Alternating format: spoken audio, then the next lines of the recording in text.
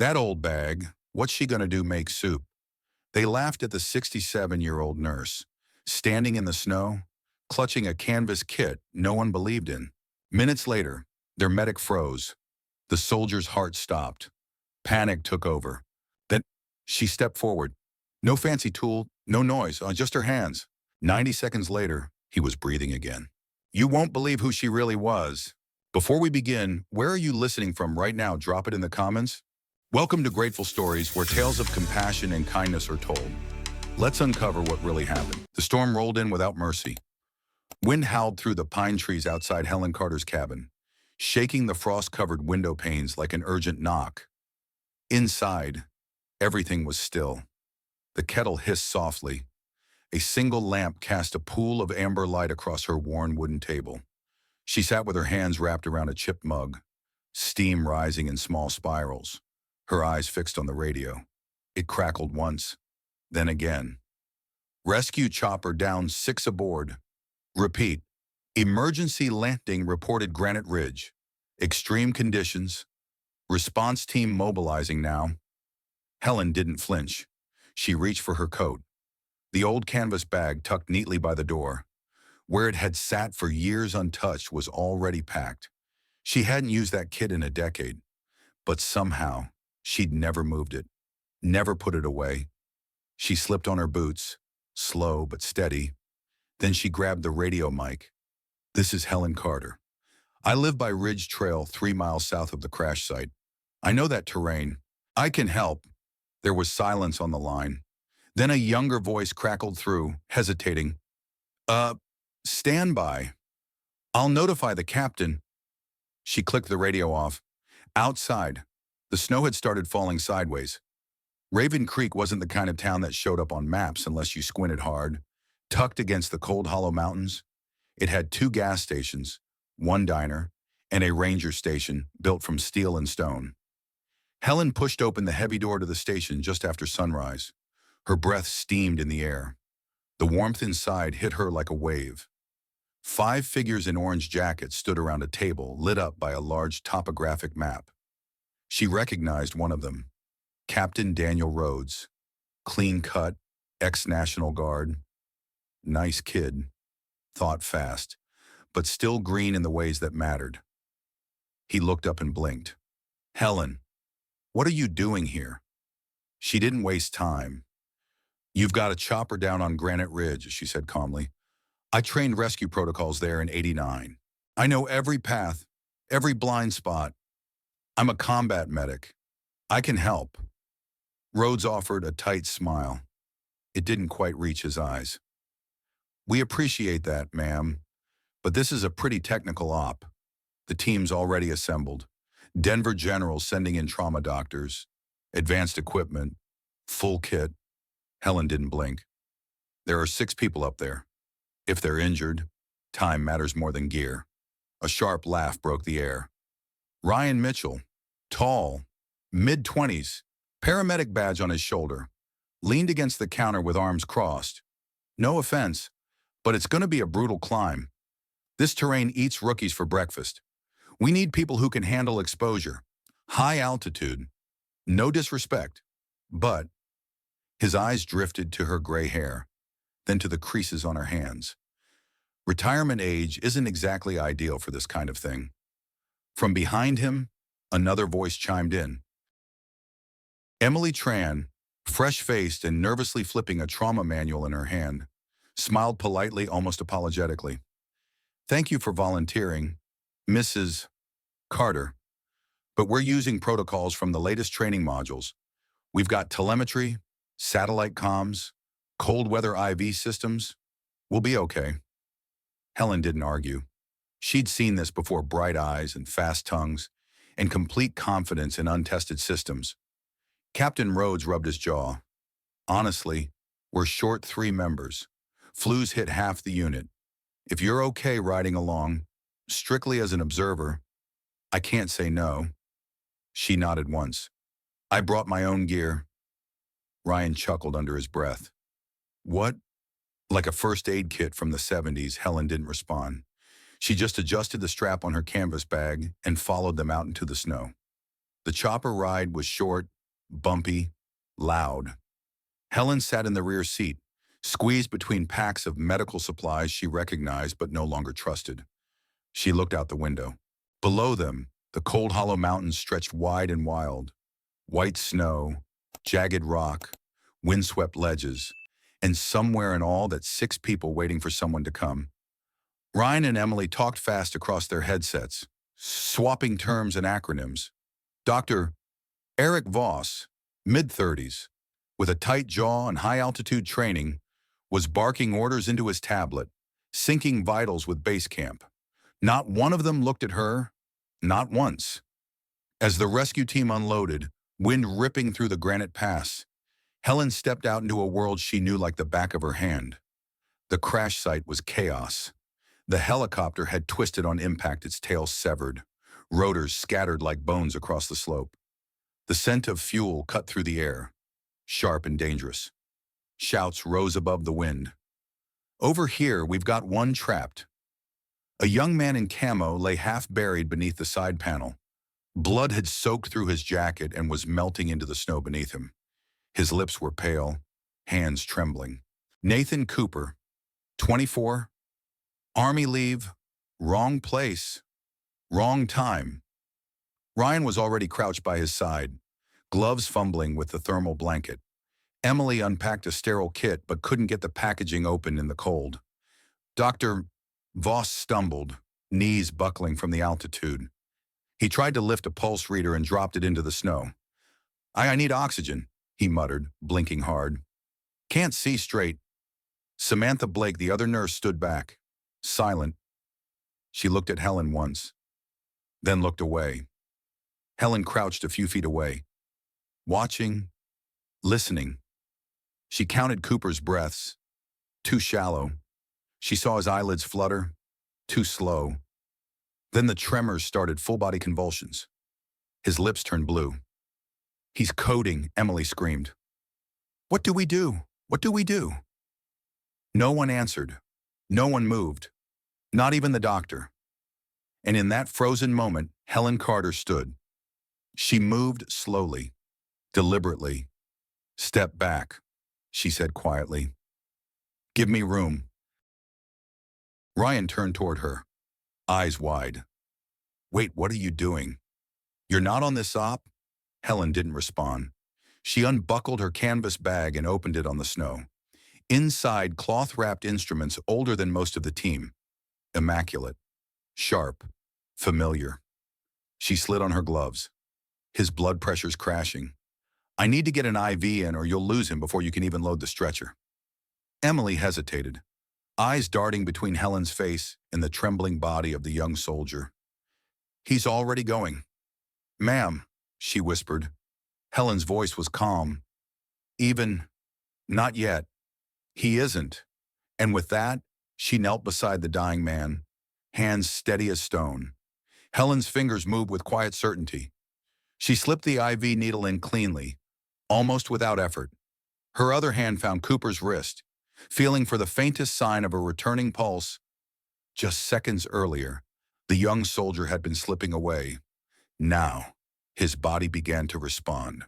His breathing steadied, shallow but there. His fingers curled ever so slightly. His pulse fluttered beneath her fingertips like the wings of a bird barely holding on. Ryan stood frozen. Emily stared, the sterile tubing still dangling from her hand. No one said a word. "Not yet." "You found the vein on the first try," Samantha finally whispered, awe and confusion tangled in her voice. Helen nodded, not looking up. "Can't miss when you've done it in sandstorms." She reached back into her bag, unrolling gauze strips, pressure wraps, and a thin pair of trauma scissors dulled along the handle from decades of use. Each motion was purposeful. She wasn't just saving a life, she was doing what her hands had done 1,000 times before. Except this time, no one had asked her to. They had made it clear she was too old, too slow, too late. Captain Rhodes knelt nearby, windburn on his cheeks. "What do you need from us?" he asked quietly. Helen looked up. "Finally. Stabilize his spine. I'll direct you. But this boy's not dying today. Not on my watch. The wind roared overhead, kicking loose snow down the ridge. No one argued. She split the team into tasks with quiet command. Samantha, still stunned, was assigned to monitor Cooper's oxygen levels. Ryan, now silent, followed her instructions on pressure control. Emily, hands trembling, prepared the stretcher as Helen guided her through correct spinal alignment procedures. Dr. Voss, pale and glassy-eyed, sat against a rock, still recovering. His pride lay somewhere between the snow and the realization that experience, true, weathered, lived-in experience, was worth more than every digital monitor in his pack. Cooper regained consciousness for a moment. His eyes fluttered open. He didn't speak. He didn't need to. Helen leaned in. "You're okay, son. We've got you." He blinked once, a single tear sliding down his temple. Then he passed out again. Hours earlier, they had started the ascent with fast steps and faster words. The climb had taken nearly 3 hours through snowfields and jagged ridgelines. The rescue team had stayed in formation, checking GPS and satellite links. Confident in their planning, Helen had kept to the rear, saying little, letting them lead. She hadn't needed devices to guide her steps. She had trained here, back when training meant memorizing terrain, not syncing coordinates. She'd climbed this very slope blindfolded once, part of a special ops drill. She knew where the ice cracked under pressure. She knew where the sun melted snow just enough to give way under boots. They hadn't asked. She hadn't offered, until now. Samantha worked quietly beside her, voice low. "Those instruments in your bag. I've never seen half of them. Where did you train?" Helen gave a small smile. "Kandahar, in 2004. Delta Medical Response." Samantha stopped moving. "The Delta teams, I thought those were just rumors." Helen shrugged. "They let us keep it that way." She didn't say more. Didn't have to. The red tattoo ink on her wrist faded, but unmistakable was already beginning to show through her rolled-up sleeve. They prepared to move Cooper down the mountain. The blizzard was easing, but visibility remained low, and the descent would be harder with the stretcher. The slope ahead was steep, with known avalanche triggers. Helen adjusted her belt. "We move slow, 10 feet between each person. If anyone slips, don't shout, dig in." Ryan nodded. No smart remarks this time. Emily stayed close to Samantha, asking quiet questions as they moved. Dr. Voss, still unsteady, agreed to manage base communication and fallback support. Captain Rhodes gave the order. They began the descent. For the first time that day, no one challenged Helen's voice. When she spoke, they listened. When she paused to reassess the path, they stopped. She wasn't barking orders. She was leading, the way someone does when they know every possible mistake, because they've made them, because they've survived them. An hour into the descent, Cooper groaned softly. Helen turned to check his vitals. Pulse still strong, colors better, oxygen's holding. Samantha exhaled. "He's going to make it." Helen didn't smile. "Not yet. He'll make it if we don't lose footing." The next slope was the hardest and exposed section that curved around the ridgeline like a knife edge. It was the kind of place you only crossed once in your career. If you were lucky, they reached the outcrop just as the sun began to lower behind the mountains. Long shadows fell over the path. The wind changed, and Helen stopped cold. "No one move," she said sharply. Emily froze mid-step. "What is it?" Helen scanned the slope ahead. Her eyes tracked snow patterns, subtle shifts in texture. Then she heard it, the low, deep, cracking sound. Like thunder, beneath the earth. "Avalanche," Captain Rhodes shouted, but it was already coming. A wall of snow roared to life just 50 yards uphill, a sudden white wave tumbling toward them. The safety line on Cooper's stretcher snapped as the force hit. He began to slide fast, downhill, toward the edge.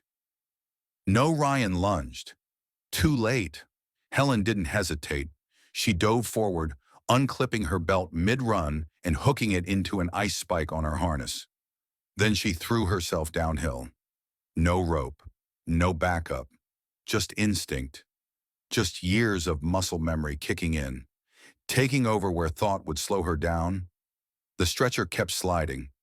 Helen hit the slope hard, boots digging deep, arms reaching out. She caught the side rail with one hand. The full weight of the stretcher yanked her sideways. Her shoulder screamed. Her feet skidded. But she held on. 6 feet from the cliff, 3 feet. She drove her elbow into the snowbank, using her body as a brake. The stretcher stopped, balanced on the edge of nothing. The world fell silent. Only the wind moved. Then Ryan and Rhodes appeared, securing ropes, pulling them both back inch by inch. Helen's lips were pale, but her grip never loosened. Not once. By the time they reached the lower base camp, Cooper was stable. The worst was behind them. But something had changed. Not just in Cooper, not just in Helen, in everyone. They had seen something the textbooks never taught, something no digital simulation ever captured. That night, back at the ranger station, no one left right away. They just sat together by the fire. And for the first time since the operation began, Ryan spoke with no trace of sarcasm. "You saved him," he said. Helen looked into the flames. "I did what needed doing." He paused, then added, quietly, "None of us would have known how." The fire at the ranger station burned low, but the memory of what had just happened burned bright in everyone's mind. No one could sleep. Not after that. Nathan Cooper was still alive, breathing, stable, and not because of equipment or protocol or checklists, because Helen Carter had stepped in and done what none of them could. It had started unraveling fast. The moment Cooper began to seize, Emily dropped the oxygen line. Ryan reached for the defibrillator, but couldn't get it powered in the cold. Dr. Voss, his face already pale, tried to give an order, but stammered halfway through the sentence and then sat down, chest heaving. No one had trained for this kind of chaos. Not like this. Not on a mountainside. Not with death seconds away. Helen stepped forward. Not loud. Not angry. Just firm. "If you don't let me try," she said quietly, "then you'd better start digging." Ryan blinked. Samantha stood frozen. Captain Rhodes looked at her for a long, silent moment. Then he nodded. "Go." Helen knelt beside Cooper's convulsing frame, her knees pressed into the snow. Her breath fogged in the air, slow and measured. She opened her old canvas bag with both hands, like someone opening a sacred box. Inside were tools that belonged in another era, metal that had been carried across deserts, blades dulled from sand, tubing coiled like memory. A scalpel so old its handle was worn smooth by decades of use, but clean, sterile, precise. She threaded the IV line through Nathan's vein without pause. No wasted motion, no trembling hands. Just confidence born of blood and dust and fire. The world shrank around her. Only the boy in front of her mattered now. Cooper's pulse was gone, but Helen wasn't. She leaned in, tilted his head, pressed 2 fingers to the artery behind his jaw. Still nothing. She didn't panic. She began chest compressions, firm and exact. Her rhythm was unbroken, counting under her breath like a whispered prayer. 1, 2, 3. Time vanished. So did fear. All that existed were her hands and his life. 90 seconds passed. Then it happened. A twitch beneath her palm, a flicker, a jolt, the faint, miraculous thump of a heart restarting. Ryan gasped. Samantha's hands flew to her mouth. Even Dr. Voss stood, staring. He's back," Emily whispered, tears welling in her eyes. Helen didn't look up. She just reached for a pressure wrap and secured the IV. When she finally stood, her shoulders were shaking, not from cold, But release. She turned toward the team and slowly, calmly pulled back her sleeve. On her forearm, faded by time but still unmistakable, was the ink Delta Medical Kandahar 2004. Below it, in curved lettering, "So others may live." Silence dropped over the group like fresh snow. Captain Rhodes stepped forward. He didn't say anything at first. Then he held out his hand. "You have command, ma'am." She looked at him, hesitated, then took it. Not out of pride, out of duty. There was still a long way down the mountain, and one mistake could still cost them everything. They moved as one unit now. No more sarcasm from Ryan. No more second-guessing from Emily. Even Dr. Voss followed her instructions, carefully logging every dose, every vital. Cooper was secured on the stretcher with military precision. Ropes checked twice, stabilizers reinforced. The descent resumed under Helen's lead. The storm had weakened, but the mountain was still dangerous. Helen's eyes scanned every shift in the snow, every wind gust, every creaking sound from above. They were nearly past the worst of it when it happened. The warning signs were subtle, a vibration beneath their boots, a sudden hush in the wind. Then, the sound, deep, distant, rumbling. Avalanche Rhodes shouted, but it was too late.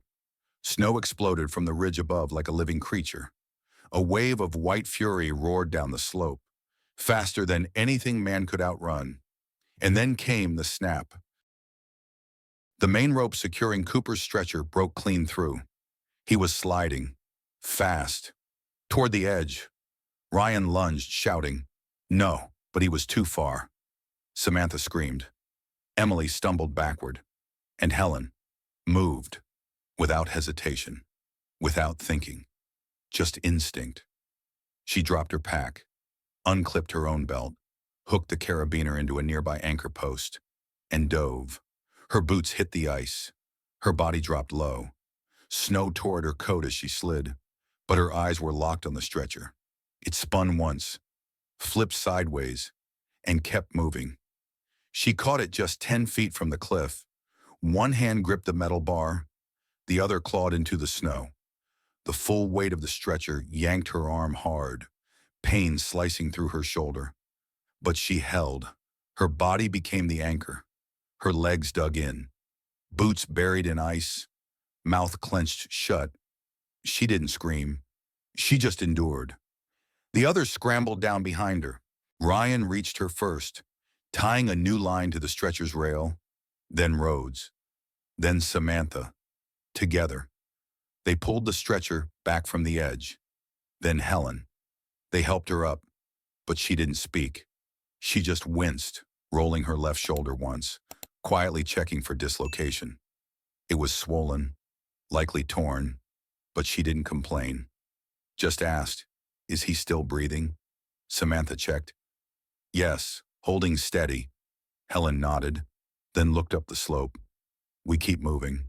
They made the rest of the descent in silence. Cooper's vitals held strong. The wind eased. By the time they reached the snowcat waiting at the ranger outpost, the sun had begun to set behind the cold hollow ridge. The sky turned orange, then deep blue, then still. Helen helped load Cooper into the transport cabin. Then she stepped back, letting the others crowd around him. Emily wrapped a thermal blanket around his legs. Ryan adjusted the oxygen flow. Rhodes checked the SATCOM link, but they kept glancing back at her, as if afraid she might disappear the moment they blinked. Back inside the station, as medevac prepared the final transfer to Denver General, the ranger dispatcher asked Helen for her credentials. She gave her name, rank, unit, and paused only briefly before saying, "Former lead trauma medic, Delta Force deployment, Afghanistan. 3 tours." The dispatcher blinked. "Ma'am, that's not in the public record." Helen looked out the window. "No, it's not." She didn't stay long. Once Cooper was en route, she gathered her bag, tightened the leather strap, and started toward the door. But Captain Rhodes caught her sleeve. He didn't speak, just gave a nod. the kind that says more than words ever could. Outside, the night was calm, and for the first time in hours, Helen Carter let herself breathe. But she knew it wasn't over yet, not by a long shot. The story spread faster than the storm ever had. By nightfall, local radio stations were already talking about the rescue. By morning, it was national. Photos from the base camp circulated online, grainy but undeniable. One in particular went viral. A single frame, Helen Carter, kneeling beside a stretcher, hands bloodstained, face lined with snow and age. Behind her, the mountain loomed, in her eyes calm, focused, alive. The headline beneath it read, 67-year-old retired nurse saves rescue team that ignored her. Reporters flooded Raven Creek.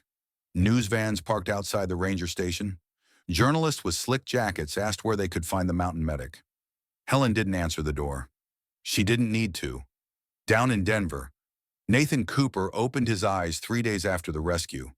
It took him a moment to remember where he was. The ceiling lights were warm. A soft hum of machines surrounded him. The snow was gone. But the woman who saved his life, he hadn't seen her since.